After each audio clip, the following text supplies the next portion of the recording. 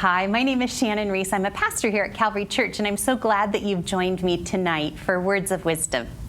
Tonight I've invited my friend, Dr. Andrea Ganahl, to join me for another conversation as we talk about depression in the midst of loss. She joined us a few weeks ago to talk about anxiety, and tonight we're going to talk about depression. It's not something we like to talk about, but I know that we're all experiencing some different things in the midst of this COVID season.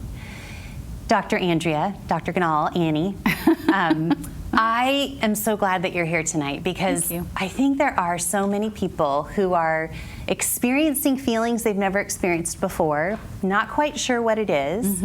I know so many folks who have experienced loss of jobs, loss of finances, loss of community, being home right now, not being able to connect with people. And there's even people in our church who have lost family members to COVID, and we are sad with them. We want to come around them and support them. But how do we know if what we're experiencing or what our friends and family members are experiencing is really sadness or is it depression? How do we know the difference between that grief and sadness or depression? Great question. Well, I would say that there is a lot of loss going on right now, and there's a huge difference between grief and clinical depression, and I think it's real important for us to distinguish the two. When we're grieving over something, there is a sadness, there can be a lot of tears, there can be just a longing. Depression is far beyond that. Now, grief, complicated grief, can actually turn into depression. And so if we have great loss, and it's a very significant loss, like especially if a child losing a parent or a parent losing a child, where there's a lot more to it. A lot of complicated grief definitely is more apt to becoming a depression. So grief can become depression, but it's very different because grieving, we want to be sad at some level because that's how we process, that's how we get through it. That's a normal, healthy reaction to loss. Okay.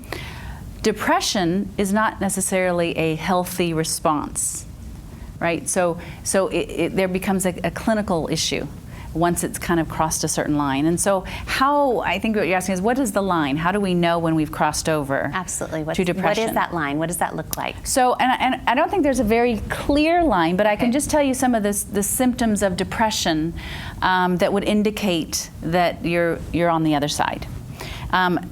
Probably the most common is sadness most of the time.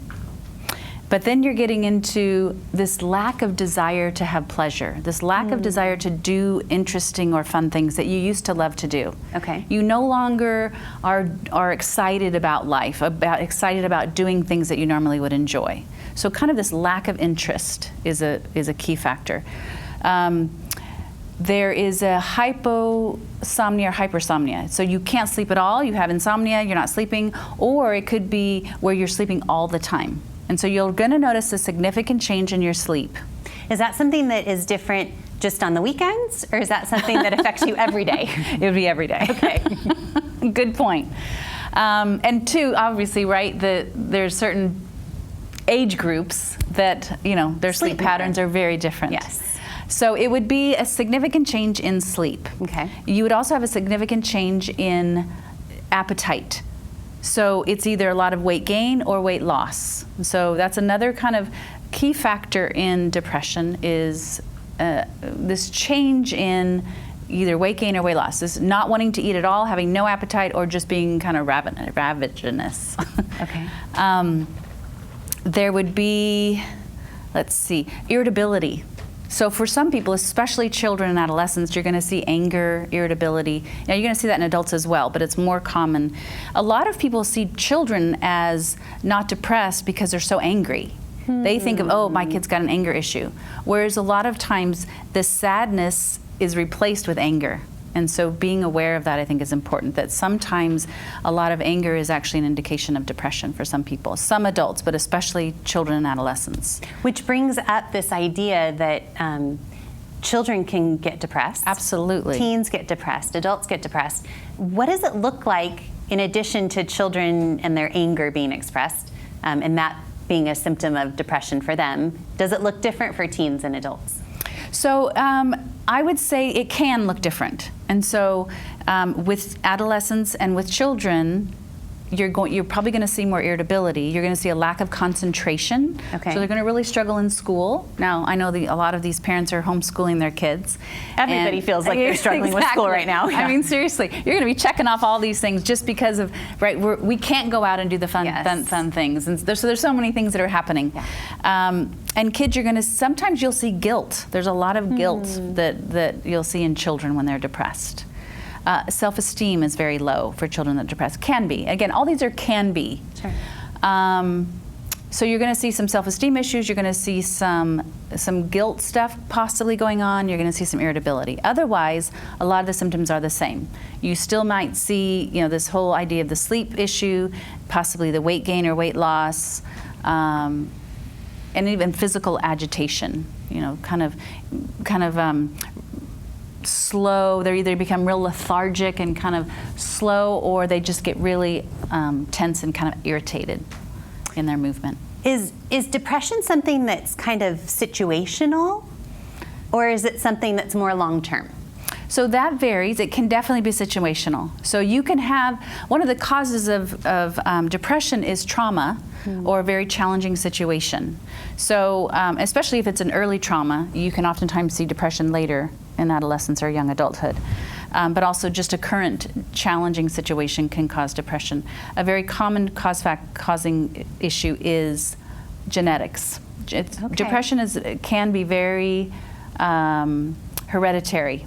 And so if you have family members who have clinical depression, that is just something that you need to be aware of and know that you're more vulnerable to it.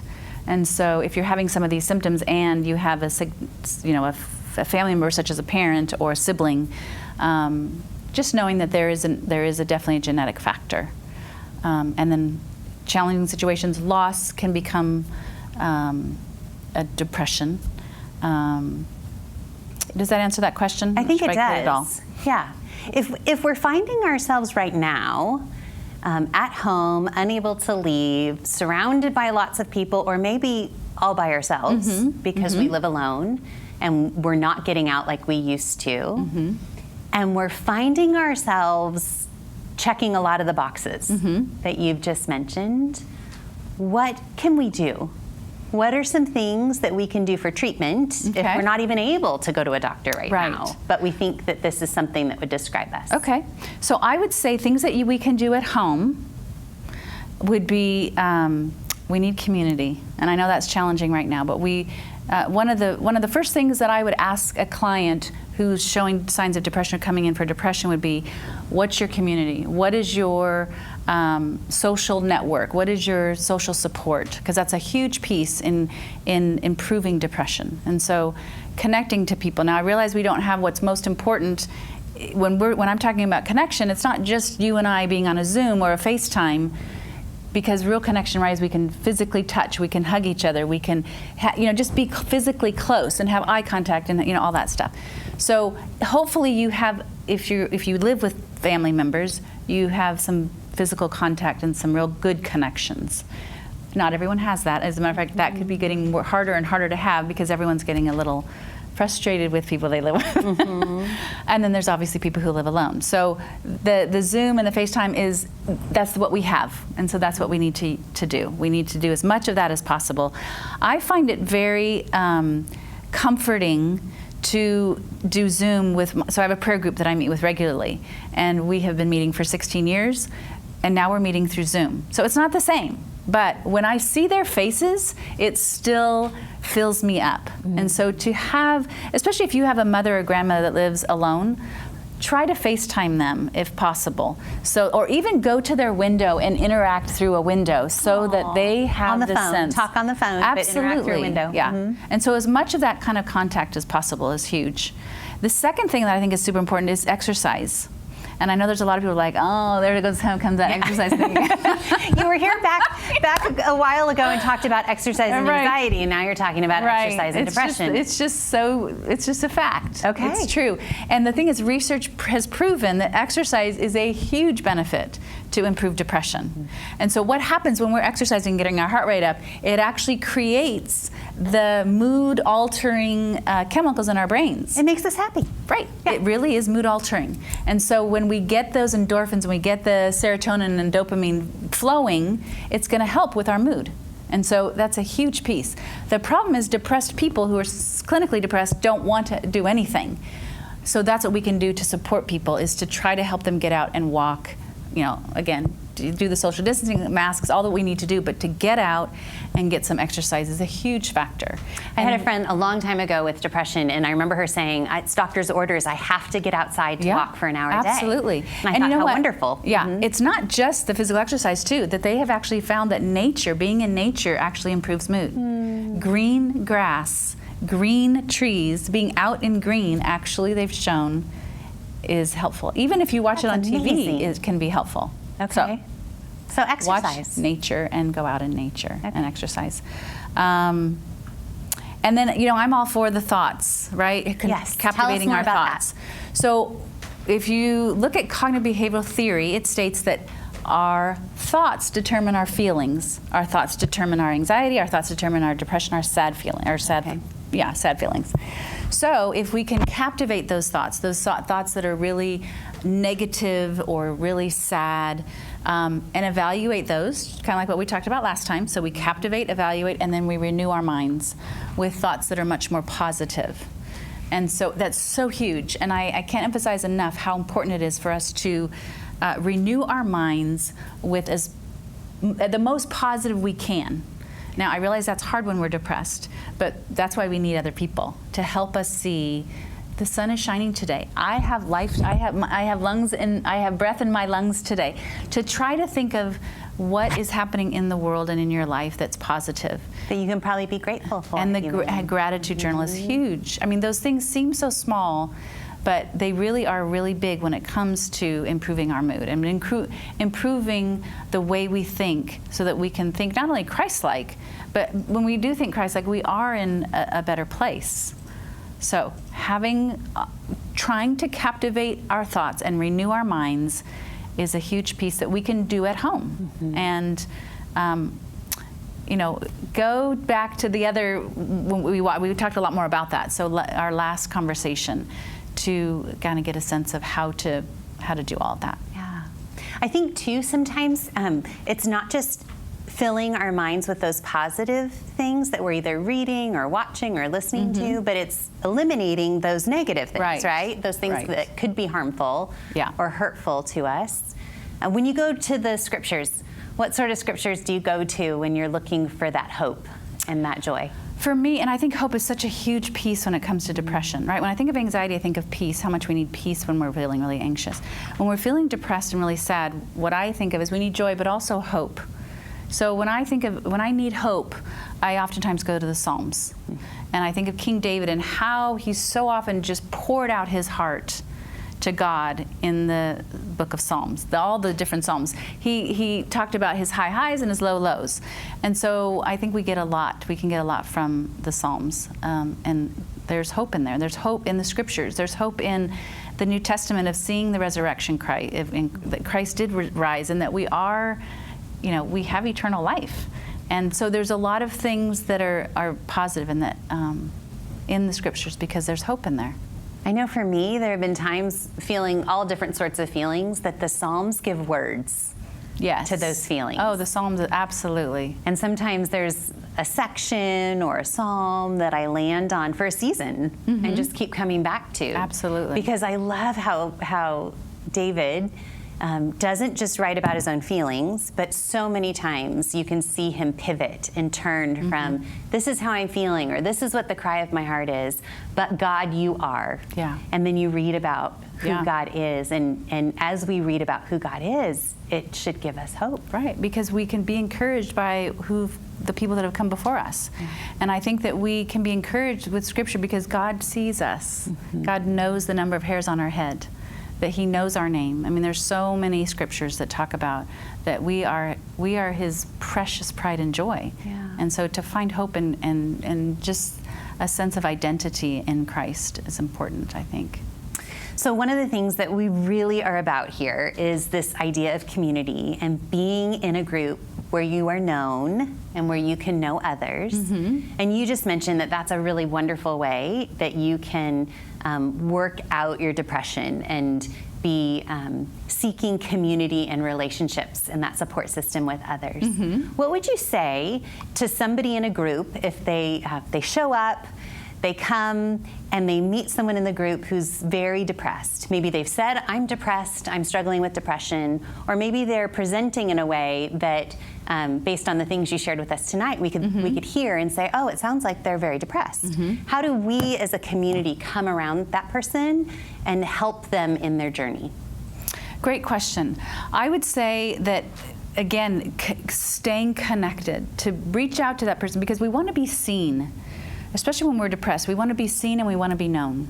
And if we can be seen and known by another person or another group of people and still be loved, we heal.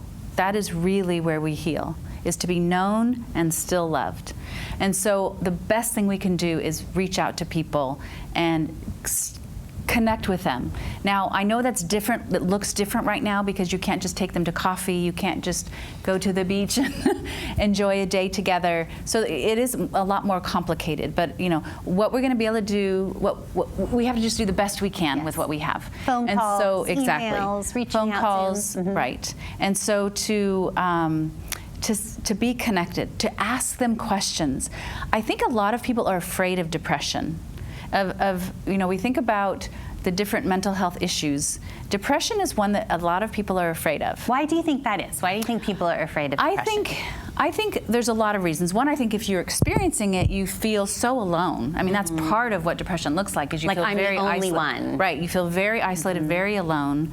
And I think people are uncomfortable because depression can get ugly. It can get really sad, and it can be, it's overwhelming. And I think too, when people think of depression, they think of suicide. And I think people get overwhelmed by that because that's such a scary, scary topic.